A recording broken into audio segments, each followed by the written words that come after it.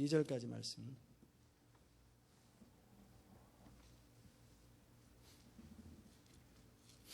로마서 14장 1절에서 12절까지 말씀.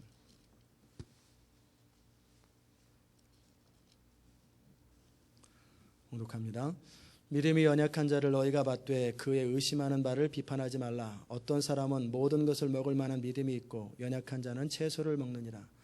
먹는 자는 먹지 않는 자를 업신여기지 말고 먹지 못하는 자는 먹는 자를 판단하지 말라.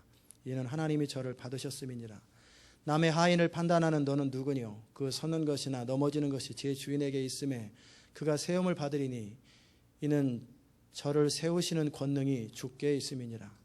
혹은 이 날을 저날보다 낮게 여기고 혹은 모든 날을 같게 여기나니 각각 자기 마음에 확정할지니라. 나를 중히 여기는 자도 주를 위하여 중히 여기고 먹는 자도 주를 위하여 먹으니 이는 하나님께 감사함이요 먹지 않는 자도 주를 위하여 먹지 아니하며 하나님께 감사하느니라. 우리 중에 누구든지 자기를 위하여 사는 자가 없고 자기를 위하여 죽는 자도 없도다. 우리가 살아도 주를 위하여 살고 죽어도 주를 위하여 죽나니 그러므로 사나 죽으나 우리가 주의 것이로다. 이를 위하여 그리스도께서 죽었다가 다시 살으셨으니 곧 죽은 자와 산 자의 주가 되려 하심이니라. 네가 어찌하여 내 형제를 판단하느뇨? 어찌하여 내 형제를 업신여기느뇨? 우리가 다 하나님의 심판대 앞에 서리라. 기록되었을 때 주께서 가라사대 내가 살았노니 모든 무릎이 내게 꿇을 것이요 모든 혀가 하나님께 자백하리라 하였느니라. 이러므로 우리 각인이 자기 일을 하나님께 직고하리라. 아멘. 자리에 앉겠습니다.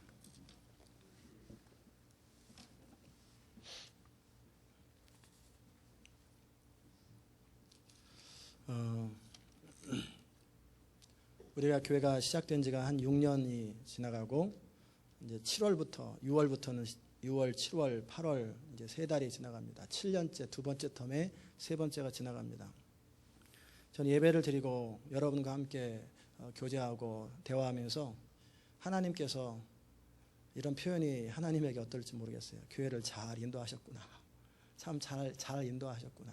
그런 생각을 많이 해봅니다.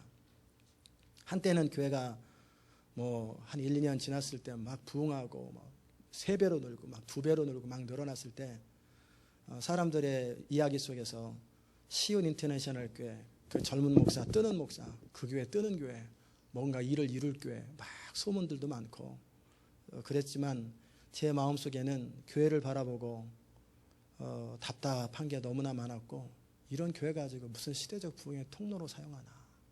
한국의 어떤 교회 이름은 호명할 수 없지만 2년 만에 2,000명이 되는 그런 교회. 그래도 한국 서울 그 교회가 있는 그 근처조차도 바꾸지 못합니다. 2만 명 있는다고 바뀌는 게 아니고 정말 하나님 마음에 합한 사람들이 세워질 때 그때서 하나님의 교회가 세워지는 것을 저는 알고 있습니다. 그러기에 지금이 그때보다 훨씬 좋고요. 그리고 그 당시 때 제 마음속에 답답함은 말할 수 없었어요. 교회에 오면은 벅적벅적은 하는데 각자 독자적인 각자의 의견들이 막 사방에서 서로 옳은 거예요. 다 옳고 이 사람들은 이 사람대로 옳고 저 사람들은 저 사람대로 옳고 그래서 크게 네 부류가 있었습니다. 서로 짜고 한 건 아닌데 그냥 서로 의논이 이루어진 것도 아닌데 각자 한 사람 한 사람들을 굳이 이렇게 붓을 가지고 점을 딱딱 찍으면 첫째는 이 교회 주신 비전을 신뢰하고 또 영적 리더십에 순종하기 원하는 그룹이 한 그룹이 쭉 있었고 서로 자기들은 몰라요. 두 번째 그룹은 이건 교회가 제대로 가는 게 아니다. 이건 뭐 좀 아니다. 막 엔티 그룹들이 한 그룹이 쫙 있었고요. 또 세 번째는 나는 신경 쓰고 싶지 않다. 교회야 어차피 한 걸음 멀찌감치 뒤에 떠졌어. 굿이나 보고 떡이나 먹으면 되지. 그리고 멀찌감치 떨어져 있는 구경 그룹, 구경하는 그룹이 한 그룹이 있었고 또 한 그룹은 뭐냐면 나는 워낙 모른다. 나는 모르니까 그냥 가보자. 아무 생각이 없는 그냥 예배만 오고 시험 들면 빠지는 그룹이 네 그룹이 계속 있었습니다. 그럴 때 제 마음속에 답답함이 그지할 거 없어요. 이런 상태로 판을 찍는다면 이게 무슨 능력이 있을까? 벽돌도 이렇게 판이 있어야 되잖아요. 이 상태로 계속해서 부흥하면 이 스타일대로 교회가 부흥될 텐데 이런 교회 부흥해서 뭐하나? 이거 교회는 해서 뭐하나? 사람들이 뭐 250명, 애들까지 400명 모이는데 하나도 마음에 안 들어요. 열심히들은 오는데 그때 제 목소리가 굉장히 컸습니다.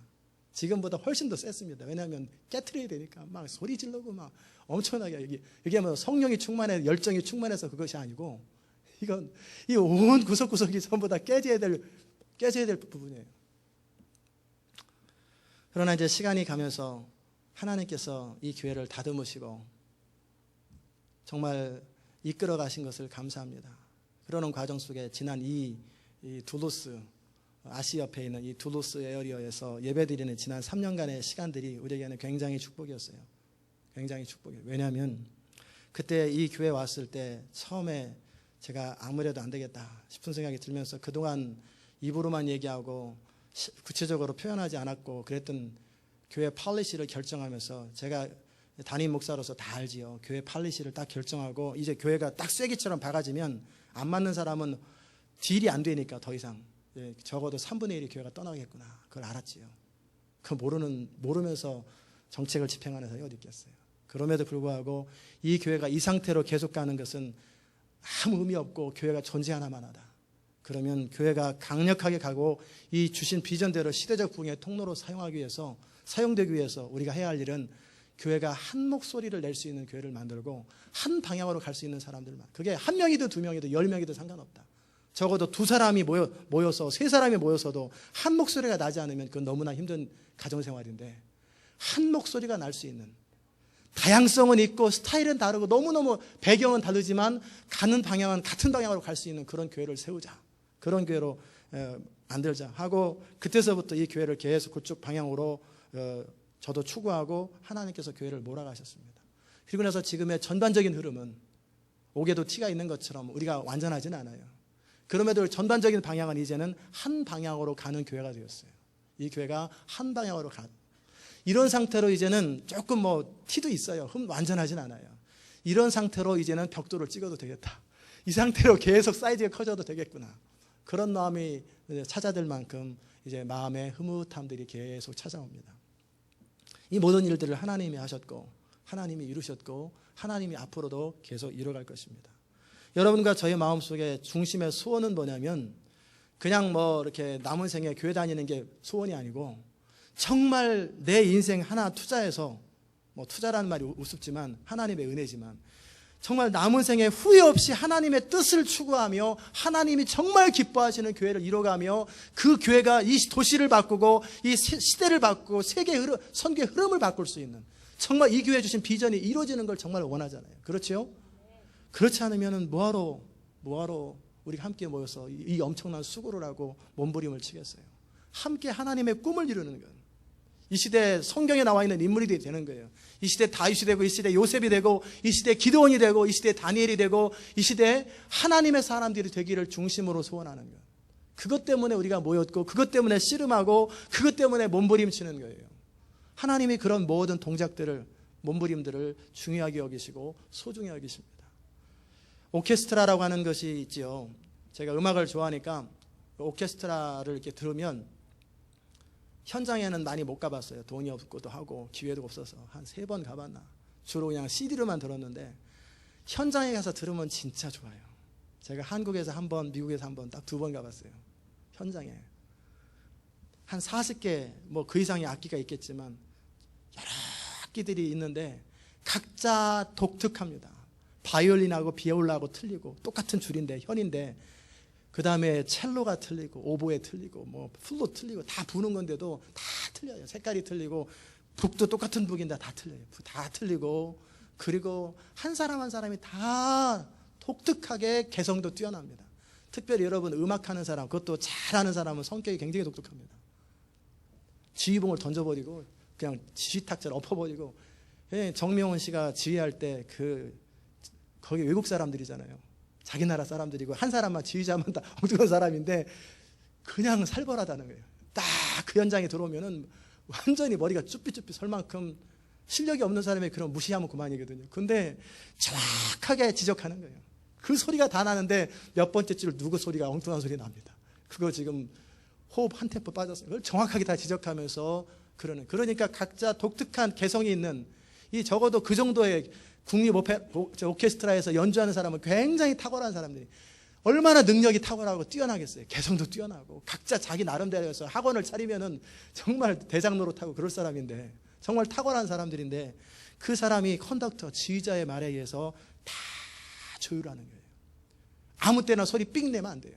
내 바이올린 내가 잘 킨다고 피아노 쳐야 될 때 바이올린 막 딱 키면은 이건 안 되는 거예요. 피아노 칠 땐 피아노만 치고, 바이올린 켤 땐 바이올린 켜고, 같이 어우러질 땐 어우러지고, 서로 음을 다르게 할 땐 다르게 하면서 각자 자기 역할에 충성을 다하는데 전체적으로 아름다운 하모니를 이루는 것. 그것이 오케스트라고, 그것이 하나님이 꿈꾸시는 교회예요. 곡의 흐름이 같은 방향으로 가야 되잖아요. 각자 다양한 색깔을 드러내는 것은 좋아요. 각자 소리를 내는 건 좋은데 흐름은 같아야 되잖아요. 같은 흐름으로 가야 돼. 이 사람은 이 곡 부르고 저 사람은 저 곡 부르고 이 사람은 딴 데 부르고 그러면은 이거는 곡이 아니에요. 이거는 마치 곡을 연주하기 전에 처음에 삐삐삐삐 하면서 퍼스트 바이올린에서 줄을 다 맞출 때 얼마나 시끄럽습니까? 저 사람들이 과연 연주를 할 수 있을까? 근데 줄을 딱 맞추고 세팅이 딱 끝나면서 함께 지휘자가 딱 서가지고 딱 하면서부터 벌써 그냥 가슴이 쨍 하는 감동이 임하고, 아, 이게 음악이로구나. 이게 음악이로구나. 하나님이 꿈꾸시는 교회가 바로 그런 교회예요. 한 사람 한 사람의 개성과 능력이 다 독특하고 뛰어나면서도 함께 어우러져서 같은 흐름을 타는 거예요. 같은 흐름을 탈 수 있는 그런 교회예요. 그것이 진짜 교회고, 그것이 파워풀한 교회예요. 그 음악 하나에 100불씩, 어떨 때는 1000불씩 돈을 내더라도 거기서 음악을 듣는 것처럼, 진짜 그렇게 하나님의 이 성령의 흐름, 그 모든 것을 지휘하시는 분은 하나님의 성령께서 각 사람에 따라, 어떤 사람은 사도로, 어떤 사람은 선지자로, 어떤 자는 복음전도자로, 어떤 자는 목사로, 어떤 사람은 교사로 자기 역할을 감당하면서도 어우러져서 하모니를 이루어지는 것. 그게 교회입니다. 그건 교회. 그런 교회가 될 때, 그런 교회는 정말 아름다우면서도 강력한 거예요. 여러분, 영적 전쟁을 잘하는 사람은 진짜 사랑을 아는 사람이에요. 그리고 예배할 줄 아는 사람이고, 아름다움을 추구할 줄 아는 사람이 정말 강한 사람입니다. 그냥 목소리만 강하고 뚝심 있는 사람들은 어느 순간에 툭 부러져 버리고 밀어내서 당합니다. 정말 지혜로우면서도 전쟁을 잘하는 사람은 사랑을 아는 사람이에요. 그러기에 사랑을 할 줄 아는 사람이 가장 파워풀합니다. 나라를 사랑하고, 그리고 하나님을 사랑하는 사람이 정말 목숨까지 버려서 하나님의 일을 위해서 싸울 수 있는 사람이에요. 그런 사람은 또한 예배자가 되고, 그런 사람은 정말 아름다움을 추구하고, 그런 사람은 동시에 서로 하모니를 이룰 줄 알고, 그런 사람은 동시에 하나님이 부르시는 그 부르심의 상을 향해서 전력 질 줄 아는, 할 줄 아는 사람이 되는 거예요. 그것이 바로 하나님이 원하시는 사람이요, 그게 바로 하나님이 꿈꾸는 교회입니다. 저는 제가 여러분을 믿고, 제가 믿는 건 아니죠. 저를 통해 하나님이 믿으시죠. 만들고 싶은 사람은 어떤 사람이냐면, 하나님이 정말 사용할 수 있는 사람, 하나님의 기름 부음을 담을 수 있는 그릇을 만드는 것, 하나님의 사람을 만드는 일에 주된 관심이 있습니다. 그렇게 6년을 왔고, 이제 하나님 앞에 감사하고, 이제는 새로운 이제 두 번째 텀을 시작하면서 이 교회가 양적으로 계속 팽창하고 확장될 것입니다. 여러분이 한 번도 본 적이 없는 교회의 그림들을 앞으로 보게 될 거예요. 그러면서 지난 6년 동안 우리가 해왔던 것들은 주로 뭐냐면, 우리 교회는 뭐 아무것도 없잖아요. 어느 날은 있다가 어느 날은 없고, 뭐 야외 예배도 없고, 어느 날은 있다가 어느 날은 없고, 또 체육대회도 있다 없다가, 이런 것이 아무런 의미, 그냥 가게 되면 그거 갑시다. 그것도 예배 끝나고. 그런 쪽에 관심이 없었어요. 아무 어떤 사역에 관심이 없고, 뭐 교회가 기본적으로 유지되어야 될 기본적인 사역들이 있잖아요. 어느 교회나 가면 기본적으로 쫙 한 12가지 사역은 반드시 있어야 교회가 돌아가는, 유지되는 그런 사역들, 그것도 안 하잖아요.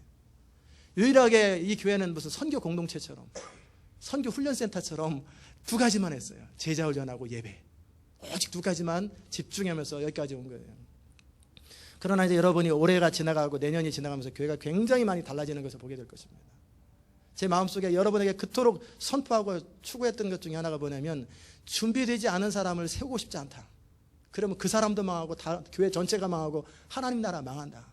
정말 준비되고 갖춰진 사람들을 통해서 하나님의 사역이 이루어지는 그런 교회, 각자 부르심을 따라 각자 준비된 기본, 적어도 엘리먼터리 과정이 끝나고 그 각자 전공 분야를 대학교에서 하려면 적어도 기초과정, 중학교 과정, 고등학교 과정 끝내야 되잖아요.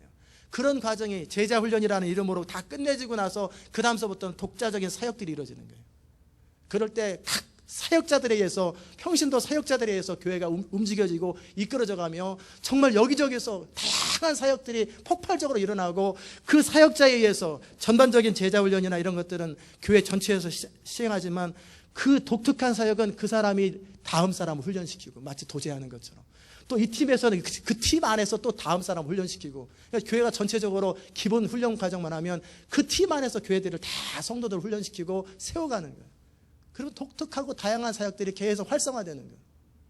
사역을 위한 사역이 아니고 뭔가 일거리 하나를 만들기 위해서 뭐 하나를 만들어가는 게 아니라 정말 성령님이 원하시는 그런 다양한 사역과 그런 것들이 성령의 기름 부음에 의해서 강력하게 복음 전도와 함께 선교와 함께 하나님을 예배하는 것과 같이 연결되는 그런 사역. 그죠? 모여가지고 우리끼리 신나게 뭐 즐겁게 그 교회가 재미가 있어야지, 그런 거 말고 성령이 정말 원하시며 선교와 연결되고 그리고 교회 흐름과 연결되면서도 정말 강력한 사역들이 세워진 사람들에 의해서 내가 뭘 할 수 있겠냐 그러겠지만, 어느 순간 성령이 강력하게 역사하시면 다 그 사역을 이끌어가게 돼요. 그 다음 사람을 또 훈련시키게 돼요.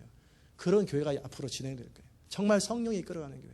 그러기에 여러분이 한 번도 교회 그림 속에서 본 적이 없는 교회, 무슨 선교회, 무슨 구역, 무슨 조직, 무슨 위원회 이런 거 아니에요. 정말 사도행전에서 이끌었던 성령의 흐름을 따라 독특하게 이루어지는 그런 사역. 그것을 위해서 지난 6년간은 그 일을 적어도 책임지고 앞에서 이끌 수 있는 사람들을 세우는 일을 해왔던 거예요. 그런 다음에 이제 하나님의 기름 부음이 시작되면 그때서부터는 하나님이 친히 이끌어가고, 지금까지 이끌으셨지만 더 사역 중심의 교회가 됩니다. 그게 진짜 하나님이 기뻐하시는 교회예요. 그걸 꿈꾸고 여기까지 왔어요. 동의하십니까? 이건 제가 그렇게 만든다고 만들어지겠어요? 제 머릿속에 소원은 있지만, 마음에 소원은 있지만 제가 소원을 한다고 만들어지겠어요? 하나님이 그 일을 하나씩 하나씩 정확하게 이끌어 가시고 템포도 정확하게. 그러면서 요즘 제가 계속 선포하는 것이 이제 부흥을 준비하라고. 부흥을 준비해. 오늘도 부흥을 준비하는 그 메시지와 같은 메시지가 나갈 거예요. 여기까지 온 이 흐름 속에서 이제 새로운 사람들이 이제 곧 몰려오게 되면 짧게는 우리보다 2배, 지금 숫자보다 2배 늘어나고, 좀 더 길게는 몇천 배가 늘어날 거예요. 몇천 배면 몇 명입니까? 됩니까? 하여튼 뭐 한 20만 명 되면 몇천 배 되나요? 200만 명 돼야 되겠네요. 상상을 초월하는 숫자가 늘어나고 전 세계로 퍼져나갈 거예요. 그런 일에 있어서 여러분이 얼마나 소중하고 여러분이 얼마나 귀한 사람인가요? 한번 옆에 사람 돌아보시면서 잘 감당하셨습니다 해보십시오. 잘 버티셨습니다.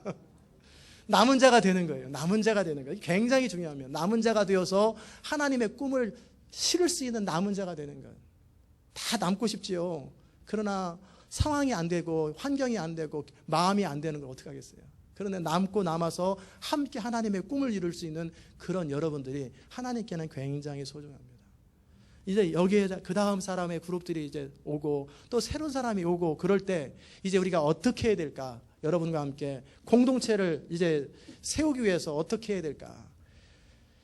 뭐 기본 뿌리 작업과 기본 공동체 작업은 기본적으로 우리가 다 했기 때문에 이제 그대로 이제 더 이상 그런 일은 이제 많이 안 해도 돼요. 그러나 이제 위로 뻗어나가는 그런 작업에 있어서 필요한 것이 뭘까?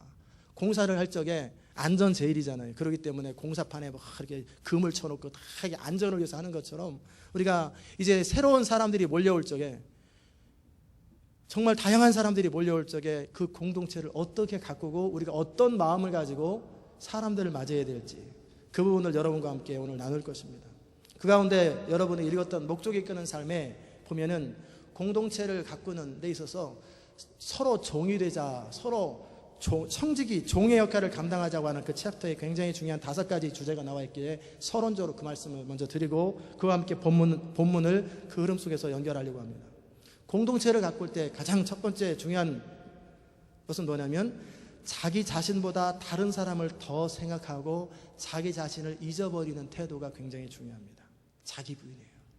공동체를 가꾸는 데 있어서 나 자꾸, 그러면 내 입장은 뭐야? 그럼 내 위치는 뭐야? 자꾸 그러다 보면은 이게 공동체가 깨집니다. 공동체를 가꾸기 위해서 필요한 것은 나를 잊어버리는 거예요.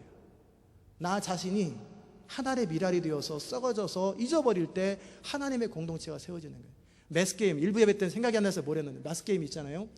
그러니까 카드 게임 이렇게 막 카드처럼 이렇게 막 만들기도 하고, 사람들이 밑에 딱 서가지고 그 다음 사람이 서고, 뭐 밑에 한 7명이 서고, 그 다음에 한 6명이 서고 해가지고 5단으로 만들어가지고 운동회 때 맨 위에서 막 두 손 들고 이렇게 하는 거 있어요. 보셨잖아요. 그거 할 때 맨 밑에 있는 사람은 등치 좋은 사람, 힘 좋은 사람 하다가 아우 힘들어 안 할래. 그러니까 딱 나가면 어떻게 됩니까? 완전히 다 무너지는 거예요. 맨 위에 올라간 사람은 나 무서워서 안 올라가 막 그러면 어떻게 해요? 그래도 올라가더라도 속으로는 떨어도 안 떠는 것처럼 막 이러고 있어야 되잖아요. 이것이 있을 때 작품이 되는 것처럼 그 한 사람 한 사람이 나는 왜 밑에 있냐, 나는 위에 있냐, 나는 이런 거 못한다. 그럼 어떻게 되겠어요? 자기를 잃어버리는 거예요. 자기를 잊어버리고 온전히 공동체를 세우려고 하는 그 마음이 공동체를 세우는데 가장 중요한 거예요. 두 번째는 뭐냐면 주인이 아닌 청지기 같은 마음. 청지기는 뭐냐면 주인은 주장하는 자세예요. 항상 뭐를 주장하려고 하고 이게 옳습니다. 제가 노예를 잘 안 가는 이유 중에 하나가 뭐냐면 가면은 맨날 싸움만 해요. 노예에서 목사님들이 모여가지고 맨날 싸움만 해요. 의장 법이요. 그래서 어쩌라는 거예요. 그냥 넘어가도 되는 거를 서로 양보하면 되는 걸 가지고 아닙니다 하면 목소리 짓다. 그거 아니에요. 그건 뭐냐면 주장하는 자세예요. 교회를 이끌어가는데 주장하는 자세가 있으면 안 돼요. 누구도 주장하면 안 돼요. 자기 의견을 주장하는 게 아니라 하나님의 뜻이라면 목숨 걸고 주장해야 돼요. 본인이 책임질 각오를 하고. 그러나 하나님의 뜻이 아니면 잠잠하는 거예요. 저도 마찬가지예요. 하나님의 뜻이 아니면 잠잠하는 거예요. 그냥 별것도 아닌 거는 의견을 줘요. 집사님 이거 의자를 무슨 색깔로 사면 좋겠습니다. 하나님이 무슨 까만 색깔 사 이런 소리 안 하십니다. 일반적으로. 그러면 서로 마음에 들고 좋은 거 사면 되는 거예요. 이런 거 가지고 주장할 필요 하나도 없어요. 정말 진리의 핵심인 것은 목숨 걸고 주장하는 거예요. 하나님이 원하시는 거예요. 그렇지 않은 것들은 다 타협의 여지가 가능하고 서로 상의하면서 하면 돼요. 아무것도 중요한 거 아니에요. 그렇기 때문에 주인 의식을 갖되 주장하는 자세가 아니라 철저하게 나는 하나님 나라에 속한 사람으로 청지기의 마음을 갖는 거예요. 청지기는 시키는 대로 하는 거예요. 그리고 각자 자기 역할을 하는 거예요. 자기 재능껏 최선을 다해서 바이올린을 켜는 것이고 최선을 다해서 피아노만 치는 거예요. 그러면 알아서 조율하는 사람이 따로 있어요. 그 다음에 세 번째는 자기 일에 집중하는 거예요. 집중하는 거. 모두가 같은 목적을 향해서 같은 배를 타고 가기 때문에 서로, 그럼에도 불구하고 서로 달라요. 너무너무 다릅니다. 기질이 다르고 탤런트가 다르고, 어떤 사람은 부지런하고 철저한 사람이 있고 그렇지 않은 사람이 있고, 신앙의 연륜이 다르고 믿음의 다양이 다르고 백그라운드가 달라요. 살아왔던 과정이 참 달라요. 참 달라요.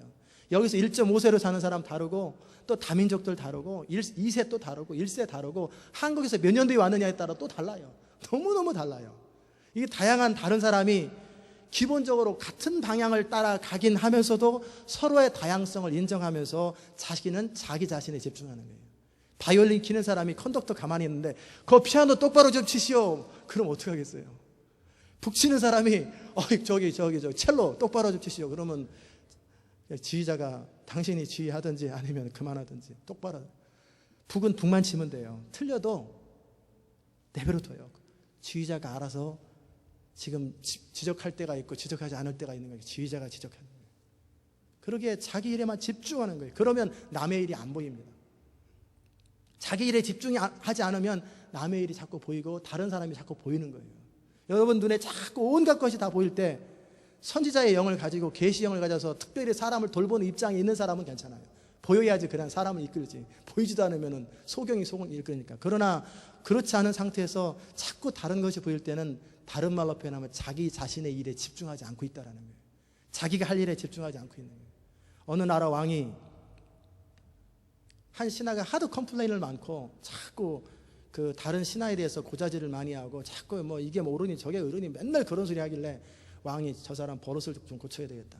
그래도 왕은 착해요. 왜냐하면 그 사람을 내치지 않고 사랑하기 때문에 고쳐야 되겠다. 그러면서 뭐를 했냐면 모든 신하를 다 부른 다음에 저기에 있는 우물 보이냐고 그랬더니 보인다고.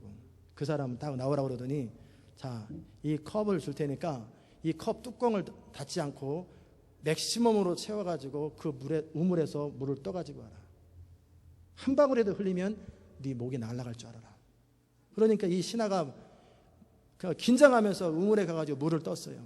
갈 때까지는 편하게 좋았는데 그런데 물을 딱 떨고 오려고 하는 순간에 큰일 나는 거예요. 이게 한 방울이라도 떨어지면 안 되니까 온 신경을 다 쓰면서 집중하면서 오는 거예요. 돌이 혹시 있나 없나 자기 것만 쳐다보고 앞길만 쳐다보면서 열심히 오고 나서 왕한테 딱 갖다 놓으니까 왕이 한 방울이라도 떨어졌느냐? 한 방울도 안 떨어졌습니다. 좋다. 질문을 하겠다. 너 물을 떠가지고 오면서 참새 소리 들었느냐? 못 들었습니다. 사람들이 너를 향해서 이런 소리 저런 소리 하는 소리 들었느냐? 못 들었냐? 못 들었습니다. 하늘의 구름을 봤느냐? 못 봤느냐? 못 봤습니다. 왜 못 봤느냐? 저는 오직 이 물 한 방울 안 떨어지는 거 이거밖에 생명을 걸 이것만 따라왔습니다. 그랬더니 아무것도 못 봤지? 네, 못 봤습니다. 왠지 아느냐? 네가 네 자신의 일에 집중하면 주변 사람들이 무슨 얘기하는지 신경이 안 쓰인다. 환경이 어떻든지 그거 중요하지 않다. 너 자신의 일에만 집중해라. 그것을 가르치려고 너한테 그랬다고. 굉장히 중요한 것입니다. 자기 일에 집중하면 비교 안 합니다. 옆에 교회가 어떻고 누가 어쩌고 아무 신경 안 써요. 하나님께서 나를 향한 그 부르심의 목적을 땅에서 앞을 보면서 가는 거예요. 집중하는 거예요. 그것이 세 번째고, 네 번째는 뭐냐면 그리스도 안에서 정체성을 바르게 갖는 거예요. 내가 누구인지를 정확하게 캐치하는 거예요. 당신은 누구십니까? 그럴 때 여러분은 여러분 자신에 대해서 할 말이 있어요. 누구 엄마가 아니고 누구 남편이 아니고 나는 그리스도 안에서 하나님의 아들이요 하나님의 딸이요, 나의 시민권은 하늘에 있고 나는 영원히 보장되어 있는 하나님의 사람으로 일평생 살아가는 것. 그게 내 정체성이에요. 우리의 정체성이 그거예요. 그렇기 때문에 나의 목적은 하나님의 나라와 영광을 위해 살아가는 건 너무나 당연한 거예요. 그렇기 때문에 하나님 앞에서 내가 무엇을 해야 되고 그 큰 목적 아래서 그 다음에 내가 해야 할 부르심이 뭔지를 정확하게 알기 때문에 그 길만을 묵묵하게 걸어가는 거예요. 고린도후서 10장 18절에 옳다 인정함을 받는 것은 자기를 칭찬하는 자가 아니요 오직 주께서 칭찬하시는 자리라. 정말 옳은 것은 자기 스스로 옳다고 얘기하는 거 의미 없어요. 하나님이 거기에 열매를 맺어주시고 하나님이 함께 하시면 되는 거예요. 아무리 옳다고 그래도 열매가 없으면 그건 그만이고, 아무리 사람들이 비난을 한다 할지라도 그곳에 열매가 있으면 하나님이 인정하시면 되는 거예요. 하나님의 기름 부음과 하나님의 임재는 정확합니다. 하나님이 역사하시는 것은 정확합니다. 하나님께서 기뻐하시고 정말 순결하고 깨끗한 사람들만 하나님이 보는 거예요. 그러기에 옳다 인정하는 것은 하나님 그분께서 옳다 인정하는 거예요. 그 다음에 다섯 번째는 뭐냐면 사역을 의무가 아닌 기회로 생각하는 거예요. 왜 나는 이런 일을 시킵니까? 나는 왜 이런 일을 시킵니까? 이게 아니에요. 내게 허락된 어떤 것을 마지못해 하지 말고 부득이함으로 하지 말고 주장하는 자세를 하지 말고 최선을 다해서 특권처럼 생각하고 기회로 생각하는 거예요. 내게 허락된 이 기회. 지난번에 연합교회에서 그 연주회가 있었어요. 지난번이라는 게 작년입니다. 작년 12월 말 때. 그때 연주회가 있었는데 그때 한 북을 치는 사람이 있었는데 그 사람 몇 번을 치나 봤더니 2번인가 딱 치고 말더라고요. 그 2시간 연주회 하는데 2번 북을 쳐요. 근데 그것을 계속 기다리면서 그 타이밍을 놓치지 않고 그거 한 번, 2번 치려고 따라라라 한 번 치고 2시간 내내 가만히 있다가 마지막에 이거 하려고 그 큰 북을 들고 다니는 거예요. 그게 나는 왜 나도 계속 연주하는 바이올린 하고 싶다고. 근데 바이올린이 필요할 때가 있고 북이 필요할 때가 있고 그 북의 역할을 최선을 다해서 하는 거예요. 최선을 다해서. 너무나 그분을 보면서 감동스러워가지고 옆에 있는 사람이랑 같이 정말 감동스럽다. 잘 치기도 잘 쳤어요. 그런데 그 1시간을 곁들이고 한 번 치고 그다음에 1시간을 버티고 한 번 치는데 그 북이 있었기 때문에 그 음악의 마지막 휘날레가 장식된 거예요. 너무 아름답더라고요. 하나님께서 내게 허락하신 어떤 사역이나 어떤 것들을 의무감에 하지 마십시오. 기회로 생각하고 최선을 다해서 살아갈 때 공동체가 가꿔진다라는 거예요. 자, 그러면 이제 그 다음 본문 가운데 이 공동체의 좀 더 디테일한 부분은 뭐냐면 우리가 공동체 안에 있으면 교회라고 하는 공동체는 육군사관학교가 아니에요. 또 교회라고 하는 공동체는 무슨 그 컴퓨터 프로그램을 짜는 곳이 아니에요. 정말 다양한 백그라운드의 사람들이 다양한 목적을 가지고 와요. 그런 사람들을 함께 조율하면서 하나님 나라와 영광이라고 하는 목적으로 마음을 모으는 과정이 첫 번째 교회가 할 일이고, 두 번째는 각자의 부르심과 은사들을 개발하도록 해주는 거예요. 각자의 부르심들을 개발하고 각자 자기 인생을 맥시마이즈 하는 거예요. 이 교회 와서 여러분의 인생이 쪽박차면 되겠어요? 여러분의 인생이 가장 맥시마이즈 되도록 만들어줘요. 여러분이 생각조차 못했던 내 안에 이런 탤런트가 있고 이런 잠재력이 있다는 걸 다 발휘하도록 해주는 거예요. 그게 교회가 할 일이에요. 그 일을 해주는데 도와주는 거예요. 그런데 교회라고 하는 공동체는 다양한 사람이 오기 때문에 연약한 자가 많이 있습니다. 앞으로도 이제 우리 교회는 여러분과 저는 이미 기본적으로 조율이 다 어느 정도 됐어요. 그래서 그냥 틀린 거 본인이 깜빡 까먹어도 이렇게 쳐다보면은 내가 뭐를 해야 될지 금방 다 압니다. 다 서로 조율이 다 돼 있어요. 근데 이제 우리보다 2배, 3배 많은 사람들이 와가지고 또 여기저기서 또 헤맬 거예요. 화장실도 못 찾을 뿐만 아니라 그런 게 적용되지만 이 교회의 흐름이 어딘지 목적은 알고 왔지만 그런 사람이 올 적에 우리가 그런 것도 몰라? 그렇게 얘기하는 것이 아니라 그 사람들이 이제 다음 단계로 갈 수 있도록 제가 여러분과 함께 그 일을 했다면 이제 여러분이 그 다음 사람과 함께 그 일을 해주는 거예요. 여러분이 그 다음 사람을 세워주고 그 다음 사람들을 오리엔트 해주는 거예요. 그것이 교회가 가는 거예요. 그런 일에 있어서 중요한 것은 믿음이 연약한 자를 너희가 받되 그 의심하는 바를 비판하지 말라. 여기서 믿음이 연약한 자라고 하는 것은 믿음에 있어서 연약한 것이 아니라 믿음이 연약한 거예요. 그 차이는 뭐냐면 믿음에 자꾸 타협하고 하나님의 무엇이 옳은지 알고 믿음으로 사는 게 뭔지 아는데 맨날 타협하는 이걸 말하는 게 아니라 교회에 처음 들어왔을 때 그 사람들은 믿음으로 간신히 구원을 받았는데 그 나머지는 아무것도 몰라요.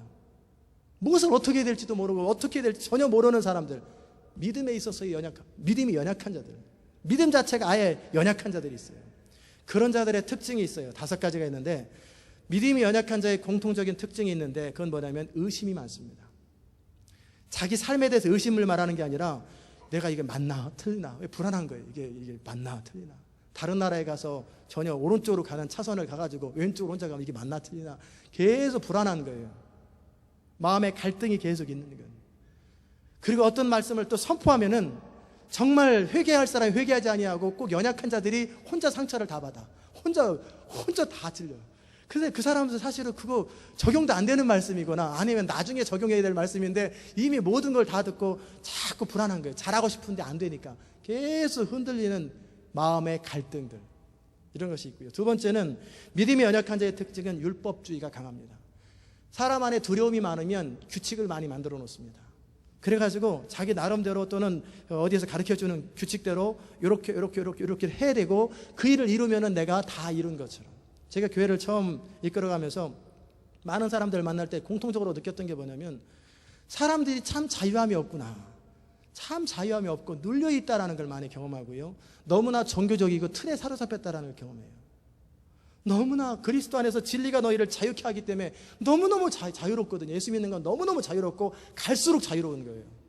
그런데 너무나 틀에 꽉 짜여 있고 그 다음에 그거 움직이면 큰일 나는 줄 알고 막 결사적으로 붙드는 사람들. 그렇기 때문에 또 어떤 사람들은 너무 교회 깊이 들어가면은 사로잡혀가지고 꼼짝 못하는 것 같아요. 그래가지고 교회라고 하는 틀 속에 어떻게 처신해야 될지 스스로 아는, 적당히 거리를 두는 그런 사람도 많고, 정말 너무나 잘못된 교회 이미지 때문에 눌려있고 비틀어져 있는 사람들을 너무나 많이 봤어요.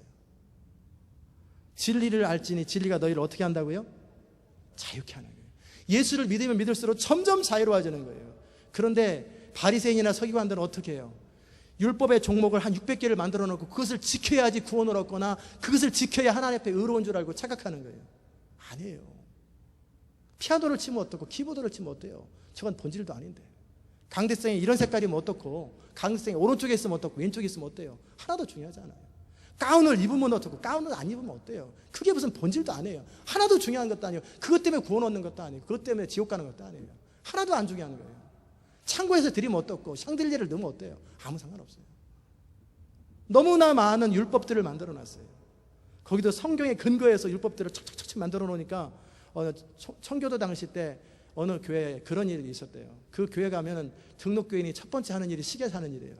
왜 그런가 그랬더니 이 교회의 가르침은 규칙적인 생활을 해야지 천국 간다고 그랬기 때문에 아침에 몇 시에 일어나는 거기에 정확하게 일어나야 천국 간다라는 거예요.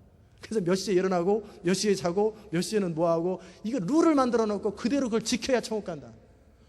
그러면 스트레스 엄청 받게. 천국 가면 얼마나 고달플까. 아침에 일어나고 점심에 하고, 물론 영이라 잘지 안 잘지는 모르겠지만 얼마나 스트레스 받겠어요. 그리스도의 영이 있는 그리스도의 영이 있는 곳엔 자유함이 있는, 굉장히 자유로워요. 그렇다고 방관이 아니에요. 이런들 어떠하리 저런들 어떠하리, 이방원이 정몽주 속일 적에 의문이 죽고 100번 고쳐주고, 백골이 진토도요 넋이라도 있고 없고, 임 고려왕, 고려를 말하지, 이명한 일편단심 가실 줄이 있으랴. 정몽주가 그렇게 다 얘기를 하잖아요. 그 전에 이방원이 정몽주가 그 당시에 전체적인 유생들을 이끌어가니까 그 나라의 기둥처럼 있으니까 그의 마음을 잡아서 자기 편을 만들려고 지금 그 조선을 새로 시작하는 과정 속에 이런들 어떠하리 저런들 어떠하리, 이 땅에서 나는 풀을 먹고 밥을 먹으면 되지, 그게 고려라는 이름으로 먹으면 어떻고 조선이라는 이름으로 먹으면 어떠냐, 그냥 이렇게 편하게 살고 쉽게 세월 가는 대로, 흐름 가는 대로 살자. 이게 이방원이 했던 얘기예요. 그럴 때 정몽주가 원칙을 지키는 거예요. 물론 새로운 시대에 가는 건 좋다. 그러나 나는 옛 시대이기 때문에 나는 고려와 함께 죽겠다라는 거예요. 이게 무슨 말이냐면 정말 중요한 원칙은 지키되 그 나머지는 여유로운 거예요. 유연한 거예요. 그런데 그 유연함을 뛰어넘어서 방관까지 가면 안 돼요. 원칙을 놓치는 가운데 유연함은 마치 연이 잡아주는 그 사람이 있을 때 연이 높이 날아가지, 연을 잡아주는 사람이 없으면 끊어졌다가 어느 순간 땅에 떨어지는 것처럼 잠깐은 자유로운 것 같지만 끊어지는 거예요. 잡아주는 사람이 있는 거예요. 진리가 있고 원칙이 있는 거예요. 그러나 그것이 그의 인생의 전부가 아니고 원칙과 진리 가운데 자유로운 거예요. 굉장히 자유로운 거. 그게 신앙생활이에요. 동의하십니까? 정말 그게 신앙생활이에요. 그리고 그 믿음이 연약한 자의 특징은 그런 자유함이 없는 율법이 많고 절차가 많고 형식이 많고 복잡해요. 굉장히 복잡해요. 그리고 자기만 복잡한 게 아니라 다른 사람도 그 복잡한 것에 다 얼거매요. 그러니까 너무나 절차가 복잡해요. 네 번째, 믿음이 연약한 자는 판단하고 정죄를 잘합니다. 믿음이 연약한 자가 어떻게 판단할까? 아니에요. 믿음이 연약한 자의 특징은 모든 것의 중심에 자기가 있다고 생각해요. 물론 하나님이라고 말은 하지만 사실은 자기 생각, 자기가 배웠던 경험, 자기 어떤 틀이 자기가 우주의 중심이에요. 그게 믿음이 연약한 자의 특징이에요.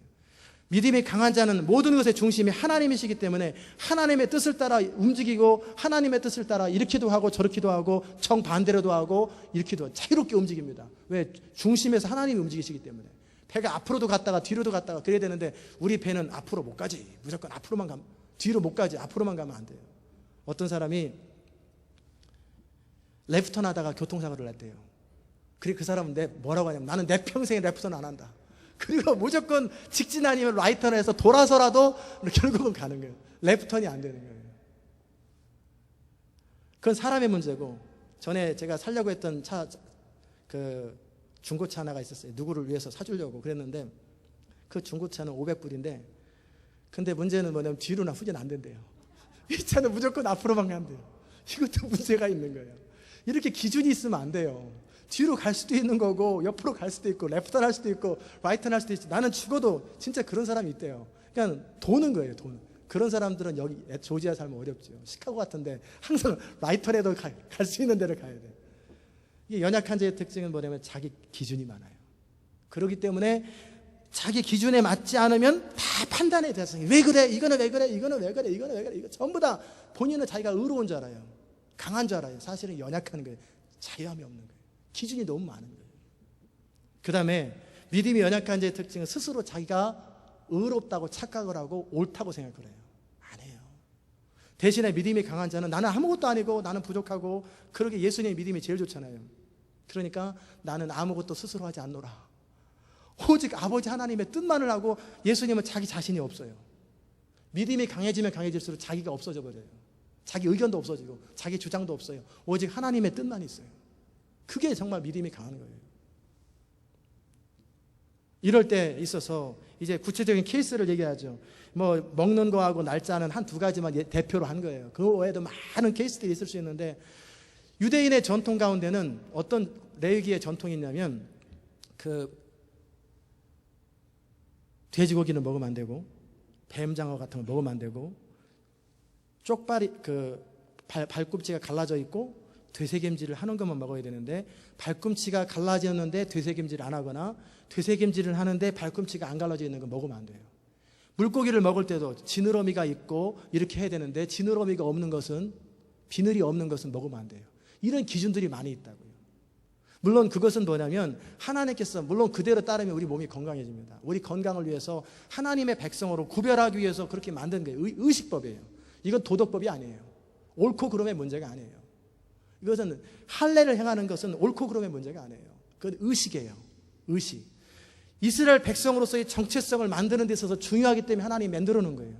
도둑질하지 마라, 살인하지 말라. 이거는 시대를 불문하고 도덕법이기 때문에 이건 영원 불면이 지켜야 돼요. 도덕법은 반드시 지켜야 되는 거예요.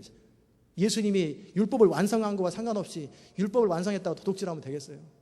도덕법은 지키는데 의식법이라고 하는 것은 예수님으로 완성했고 새로운 시대가 새로운 시대가 도래했기 때문에 바울 당시에 사람들은 이제는 그런 부분을 이제 교리적으로 다 알고 자유함을 가진 사람들은 거리낌 없이 시장에서 파는 물건을 먹어요.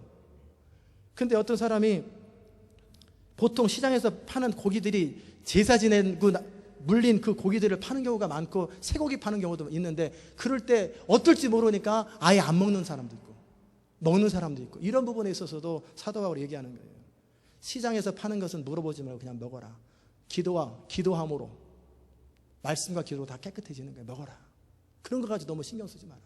그렇게 말씀하셨고 두 번째 음식에 대해서도 그렇게 얘기했잖아요. 어떤 사람은 나는 율법을 지키기 때문에 난 야채만 먹는다.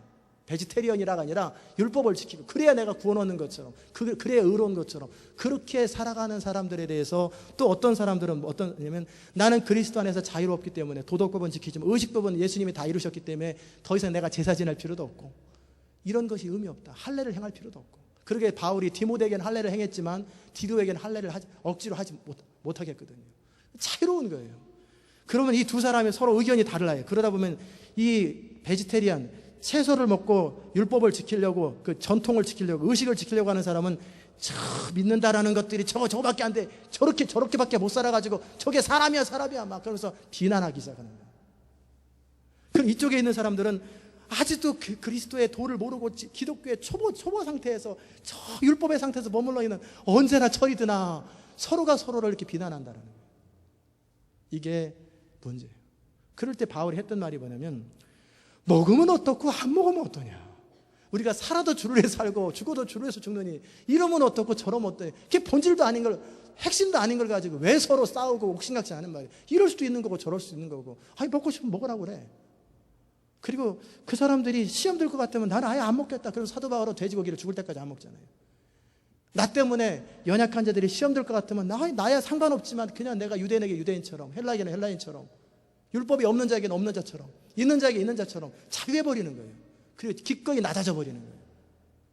돼지고기를 못 먹어서 맛있는 걸 못 먹긴 했겠지만 그냥 소고기 먹으면 되잖아요.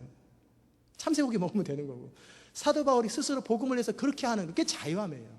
그런 것에 얽매이지 않는 거예요. 중요한 것은 사람이 하나님의 사람이냐 아니냐가 중요해요. 두 번째 날짜에 대한 것도 그래요. 안식일이 토요일인데 그래서 어쩌라는 거예요. 토요일 날 안식일을 안 지키면 지옥 간다. 더 심각한 이야기라면은 토요일 날 예배를 드려도 상관없고요. 주일 날 예배 드려도 상관없고 수요일 날 예배 드려도 상관없어요. 우리의 일주일 모두가 다 하나님을 예배하는 날이고 다 하나님을 경배하는 날이에요. 그런데 예수님이 부활하신 날 그리고 모든 날의 첫 시간 그 첫 시간을 주님께 드리는 그런 측면에서 우리가 주일을 지키는 거예요. 그렇다고 토요일 날 예배 드리는 사람 지옥 가느냐? 그거 아니에요. 그런데 문제는 뭐냐면 토요일 날 예배를 드렸기 때문에 우리만 천국 간다고 하는 잘못된 믿음 때문에 지옥 갈 수 있다는 거예요. 그건 율법주의거든요. 그것을 해야만 천국 간다는 것은 그리스도가 십자가 안에서 이루어놓은 공로를 다 무시하는 거예요. 날짜는 이날이든 저날이든 각각 마음에 확정한다고. 그럼 여러분도 그렇게 하면 안 되죠. 왜냐하면 우리는 한 공동체인데 어떤 날은 나 수요일 날 예배 드린다고 나는 월요일 날 그러면은 제가 일주일 내내 예배 드려야 되잖아요.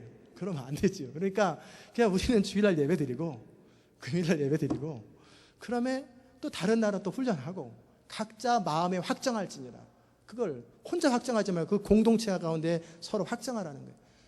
어차피 우리는 사나 죽으나 주의 것이고 주의 영광을 위해 살고 이렇게 살아도 주를 위해 살고 저렇게 살아도 주를 위해 사는 그 중심이 중요하고 본질이 중요하다는 거예요. 아멘이십니까?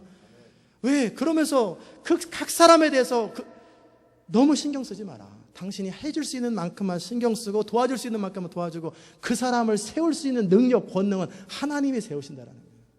그 사람을 세우는 건 하나님이세요. 제자훈련도 마찬가지입니다.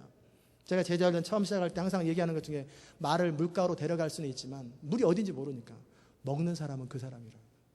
또 먹게 하시는 분은 또 하나님이시죠. 그렇기 때문에 그 각 사람을 세우는 것은 본인의 간절한 소원과 함께 하나님이 그 사람을 세우는 거예요. 세우는 권능이 저한테 있지 아니하고 여러분한테 있지 않아요. 우리가 판단하고 정죄하고 시킨다고 그 사람이 시켜지는 것도 아니에요. 머리 흔든다고 그 사람이 머릿속에 뭐 하나님의 말씀이 들어가는 것도 아니에요. 어떻게 하겠어요? 손을 붙들고 수갑을 채운다고 말씀이 지켜집니까? 마음에서 안 지켜지는데. 그러니까 각 사람을 세우시는 것은 성령 아래서 하나님이 세우시는 거예요. 우리가 할 수 있는 것은 뭐냐면 하나님이 일하실 수 있는 장을 열어드리고 우리가 도울 수 있는 거 돕고 해드릴 수 있는 것만 하고 나머지는 하나님이 하시는데 그 이상의 것을 하려고 그럴 때 월권이라고 그러는 거예요. 각 사람은 하나님께서 세우시는 것이고 그 사람의 주인은 하나님이세요. 하나님이 각 영혼의 주인이시고 각 사람의 주인이세요. 근데 우리가 너무나 많이 내가 마치 모든 것의 주인인 것처럼 다 한 사람 한 사람을 그렇게 내가 몰딩하듯이 이렇게 만들려고 그러면은 네가 심히 오해하였도다. 지쳐버립니다. 그 사람도 지쳐요. 왜냐하면 사람이 더 안 바뀌거든요. 그러면은 내버려 둬야 돼요. 해줄 수 있는 만큼 최대한 다하고 나머지 내버려 두면 알아서 하나님이 바꾸세요. 근데 도움을 요청할 때 또 도와주고 또 내버려 둘 때 내버려 두고 이렇게 자유롭게 결국 모든 사람을 이끄시는 분은 하나님이 이끄신다는 거예요. 빌립보 교회를 향해서도 마찬가지입니다. 바울이 얼마나 정말 안타까움으로 편지를 썼는지 몰라요. 이제 자기는 이제 임종이 가까웠어요. 죽을 날이 가까웠어요. 그렇기 때문에 교회들을 바라보면서 안부를 묻는데 소식을 들었는데 유두계와 순두계라고 하는 순두부가 아니고 순두계 이 두 교회 순두계는 맞는데 유두계인지 하여튼 두 여자 리더들이 있어요. 이 리더들이 헤게모니 싸움을 하고 있는 거예요. 그러니까 그 사람들을 따르는 사람끼리 싸우고 파벌이 생기는 거예요. 고린도 교회는 내가 그리스도파, 아볼로파, 베드로파, 무슨 파 파벌 전쟁을 하고 빌립보 교회에서는 그러면서 그들에게 권면하는 거예요. 내가 유두계를 확인해 봐야지. 1장에 있어요. 빌립보서 1장.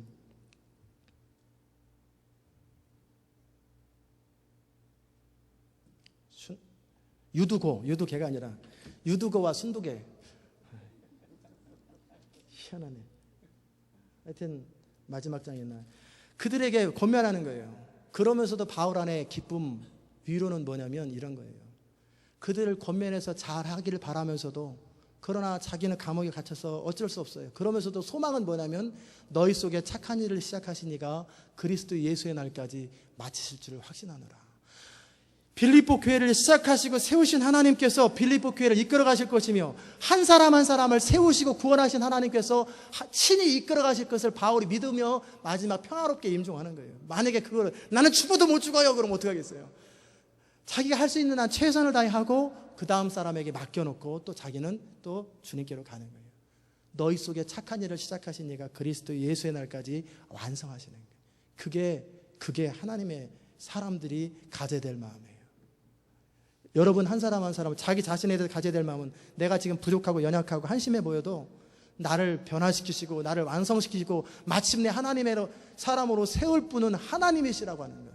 그것을 신뢰하기 때문에 확신을 얻는 것이고 우리가 리더의 입장에 섰을 때 가르치는 자 입장에 섰을 적에는 뭐냐면 우리가 최선을 다해 가르치고 도와주는 거예요. 기도해주고. 그러나 그 사람을 세우는 권능은 하나님이 가지고 계시다는 거예요. 하나님이 그 사람을 세우는 거예요. 그러기에 너무 많은 짐을 지지 않는 거예요. 할 수 있는 역할 최선을 다했으면 나머지는 하나님이 하시도록 낚여놓고 잠잠히 뒤로 빠지는 거예요. 그럼 하나님이 알아서 그 다음에 일하십니다. 그러기에 결론적으로 이 바울이 이 로마서에서 말한 것은 믿음이 연약한 자를 서로 받아주라. 앞으로 우리 교회 다양한 많은 사람들이 올 적에 받아주는 거예요. 받아주는 거예요. 옳고 그름을 타협하라는 얘기가 아니었어요. 옳은 건 옳은 거고 원칙은 원칙이에요. 그러나 아직 그 수준에 안 된 사람들을 받아주고 불쌍히 여기고 그냥 잘할 때까지 기르는 거예요. 아이들을 키우면서도 저도 그 얘기 참 많이 들었는데 뭐라 그러냐면 애들을 어른처럼 대하면 안 돼요. 애들은 애들이잖아요. 애들은 어리석음이 많아요. 순간적으로 정말 별것도 아닌 거 가지고 울고 짜고 달리고 그러다 금방 웃고 금방 이기적이고 금방 애가 엉망이에요. 그런 거 있어요. 그것을 고지고대로 사사건건만 10개면 10개 다 지적해 패버리면은 얘 죽습니다. 그냥 10개 중에 한두 개 잘했으면 아, 잘했다. 그리고 또 정말 혼내야 될 때가 있고 정말 아닐 때 한두 번씩 얘기해주고 뭐 애들이 그렇지 뭐. 그리고 넘어가는 거예요. 넘어가고 그러다 보면 애들이 커가면서 스스로 배워가는 거예요. 적절할 때 정확하게 충고해주고 대신에 좋은 본을 보여주는 거예요. 좋은 본을 보여주면 참 희한해요. 애들은 아버지를 참 많이 따르고 어머니를 따라요. 제 걸음이 이쪽은 약간 팔자고 이쪽은 많이 팔자거든요. 근데 어느 날 보니까 아들이 똑같이 걸어요. 여기는 많이 팔자고 여기는 약간 팔자예요. 너 왜 이렇게 걷냐 그랬더니 몰라. 그런데 걷는 게 똑같아요. 저랑 이렇게. 야 똑바로 걷지. 나도 이거 고치려고 하는데 똑바로 걷는 게 편하지 않냐 그랬더니 약간 이렇게 다녀요. 이거를 누가 속이겠어요. 그러면서 하는 말이 우리 교회 누구는 자기보다 더 팔자래요. 그러니까 그 애들은 본의 아니게 본능적으로 보고 느끼고 배워요. 그렇기 때문에 가르칠 때는 가르치고 충고할 때는 충고하고 혼낼 때는 혼내는 거예요. 그러나 많은 경우는 그들이 건강하기만 하고 그러면 잘 자라는 것처럼 그 안에 성령이 거하시고 그가 진짜 거듭났고 그 안에 그리스도의 생명이 있다면 그 생명이 그리스도의 성령께서 그 사람을 이끌어가는 거예요. 그런 일에 있어서 도울 수 있는 만큼만 돕는 거예요. 그러나 짐은 내가 지지 않는 거예요. 그 사람을 세우는 권능은 하나님이에요. 그게 아름다운 공동체를 세우는 것입니다. 하나님의 교회, 정말 아름다운 교회. 지난 6년 동안 우리가 뿌리 작업을 했기 때문에 뿌리마저 흔들리면은 각자 파발 나눠지면 큰일 나기 때문에 뿌리 작업은 튼튼하게 하지만 사이즈가 커가면서 정말 다양한 사람들이 와요. 다양한 사람들이. 마지막으로 이 말씀만 하나 드리고 중요한 예화인데 마치겠습니다. 제가 청년 때 어리석어서 26살 때 저는 믿음으로 깨끗하게만 살고 싶어요. 깨끗하게 올바르게 타협 없이 흠 없이만 살고 싶고 청청하게 살고 싶어요. 그런 마음이 있어서 그렇게 살고 있는데 우리 목사님을 보니까 영 아닌 것 같아요. 타협도 많이 하는 것 같고 열정도 없는 것 같고 설교 시간에 딴소리도 너무나 많이 하고 설교 시간에 맨날 야구 얘기를 이렇게 많이 하는지 드라마 본 얘기 막 속이 상해가지고 막 얘기를 하고 막 얘기를 했어요. 그 제 마음속에 다 이렇게 속상했어요. 그러다가 어느 권사님한테 얘기를 했어요. 그 교수님이었는데 그분이 이제 내가 이런 마음에 고민이 있다 그랬더니 저한테 그러시더라고요. 한마디 딱 하시더라고요. 너 푸릇푸릇하고 청청한 나무가 열매가 많을 것 같냐? 구멍도 좀 있고 벌레도 좀 있고 큰 고목이 열매가 많을 것 같냐? 너 푸릇푸릇한 나무가 열매 맺는 거 봤어? 열매 맺어야 푸릇푸릇한 열매지. 세월과 함께 쭉 성장하면서 하다 보면 겉껍질이 딱딱해지고 그 구멍도 좀 있고 벌레도 좀 있고 그러나 그 중심이 깨끗하면 돼요. 그 중심이 깨끗한 상태에서 생명이 흐르기만 하면 돼요. 그러면 겉에 드러나는 거 약간 흠이 있어도 상관없어요. 결국 열매는 그 중심이 살아있으면 열매를 맺을 것이고 죽어있으면 열매를 못 맺을 거예요. 그래서 중심이 중요한 거예요. 중심. 그게 거목이 되는 비결이에요. 그냥 조금만 더러운 가지는 탁탁 쳐버리면은 밑둥만 되든지 아니면은 푸릇푸릇한 그런 사람들은 파란 나무만 심어야 돼요. 세월이 지나가면서 고목이 되는 과정 속에 이런 것도 생기고 저런 것도 생기고 이런 흠도 있고 저런 흠도 있고 그러나 중요한 것은 중심을 타협하면 안 돼요.